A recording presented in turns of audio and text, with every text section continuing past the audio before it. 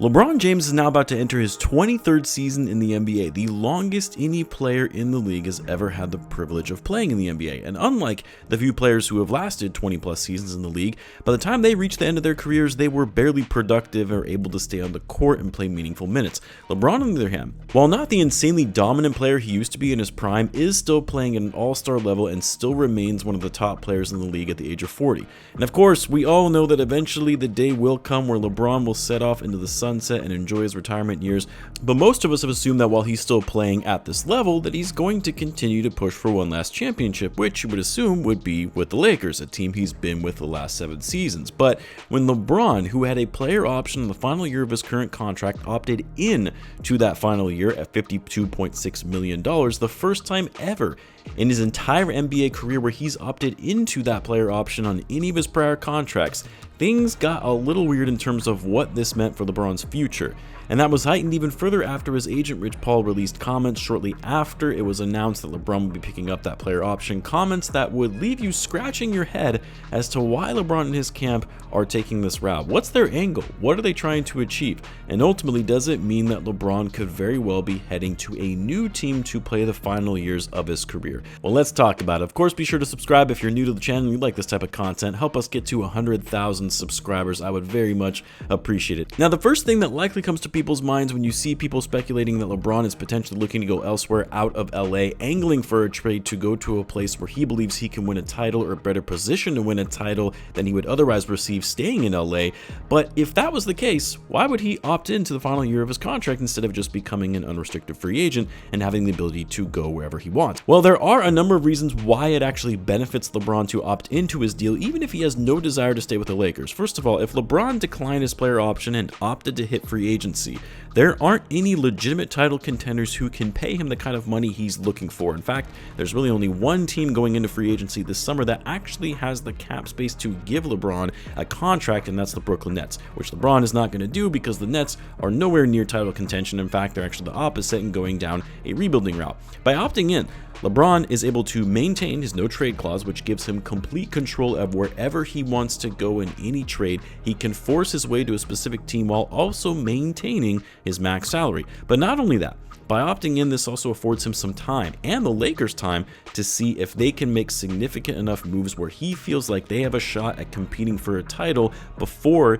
he makes any kind of trade demands. But on top of that, it gives him more flexibility for the future as well, where he can now become a free agent in 2026 and sign more 1+1 deals like he's done so many times throughout his career, or of course, retire if he wanted to. So no, if LeBron opted out and simply wanted to test free agency so he could go to a new team that he desired, he'd be leaving a lot of money on the table compared to just opting in and pushing for a trade down the line, a trade that he would control given his no trade clause. But also, by doing this, it puts pressure on the Lakers to do everything in their power to put the best roster around him for the final year or years of his career, knowing that they could very well lose LeBron if they don't do the right thing. Here's what gets me though about LeBron doing all of this, and it's yet another thing about LeBron James that irritates me as a fan, because we all know he's one of the greatest players in the history of the game. We all know he's a global icon. Naturally, he's gonna have an ego. But there also comes a point of having some level of self-awareness when it comes to these things. Like when Rich Paul put out a statement, who is the mouthpiece of LeBron James when it comes to the business side of the game, that, quote, "We do want to evaluate what's best for LeBron at this stage in his life and career." And then Shams Charania further added on ESPN that Rich Paul and LeBron James have concerns about the Lakers roster moving forward and whether this team can win a title. To me, is quite hilarious, but also asinine when you consider the fact that the Lakers were just gifted a superstar in Luka Doncic, one of the most bizarre and lopsided trades in the history of the league, so much so that people around the NBA were questioning the legitimacy of the trade and whether there were other behind-the-scene factors at play. You fell ass backwards into a superstar in his prime, and you have the audacity to complain about the current state of the roster. Now, say what you want about Luka, we know he has his flaws, and maybe LeBron is saying, yeah, I don't think I can win with this kid, and that's fine after you were just given Luka Doncic in the most surprising trade ever, but now you feel like you don't like what you're seeing despite all the blunders the front office has made since winning the title in the bubble. And the other thing that baffles me in all this is if LeBron truly wanted to win, if what he cared about most was winning that 5th title to further cement his legacy and add to the GOAT claim, Him and Rich Paul know full well that by opting out of that final year and taking a big pay cut, because we all know LeBron doesn't need the money, by him going that route, that opens up avenues for the Lakers to really make meaningful upgrades to their roster. By LeBron opting in, that now puts the Lakers over the cap and just a tad under the luxury tax, which only gives them the full mid-level exception, biannual exception, and vet minimum deals to round out their roster.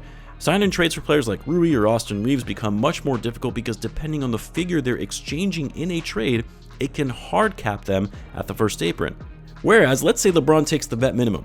That clears enough cap space for this season to potentially make a play at a guy like Miles Turner to fill the void they've been so needing at center, or it opens up so many more possibilities from a trade standpoint where you could go for an even bigger name like Giannis or Ja Morant. Aggregating salaries is much easier to do, and making the money work is much more feasible when you're below the cap. Now, to be fair, no one should be mad at LeBron James for taking his money.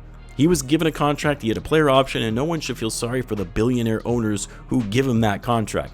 But don't try and make this all about winning and being frustrated that the Lakers aren't doing their best by him when you're actually making it more difficult to make moves on the margins by opting into your contract. Now, all this could of course just be a leverage play by Rich Paul, push the Lakers to act with more urgency, be more aggressive this offseason to get the Lakers a championship, but something tells me there is more to this. Because I refuse to believe that Rich Paul, who is a very smart businessman, is unaware of how LeBron opting into his contract and not taking a discount actually hurts the Lakers' chances to upgrade the roster and winning a championship. He knows a move like this puts them in a tough spot. I think this could be the angle LeBron is looking at to get himself back to the Eastern Conference for an easier path and easier shot at winning a championship. We all know the Eastern Conference is more open than it ever has been before. It's always been the weaker conference. That's even more so the case now after everything that happened with Jason Tatum, Halliburton, Dame. Who knows what's going to happen with Giannis? Sixers are washed. Knicks very likely could spiral out of control after firing Tom Thibodeau. Going to the East and LeBron going to a better basketball situation for him could very much be in the cards. And no, I actually don't think it's going to be to the Cleveland Cavaliers, even though it would make for a great story. LeBron goes home once again, already goes to a contender, puts the Cavs over the top and rides into the sunset in retirement, winning his last championship in Cleveland once again. The trade possibilities work too if the Cavs move Jarrett Allen or Darius Garland. But no, I actually think if in fact LeBron pushes his way out of LA, he's going to go to the next major market of the league in the Big Apple and play for the Knicks. A lot of people thought he was going to New York in the summer of LeBron in 2010 before he went to Miami. Biggest market in the NBA, the face of the league at the time. Knicks fans were going crazy, all but to be disappointed in getting Amari Stoudemire instead.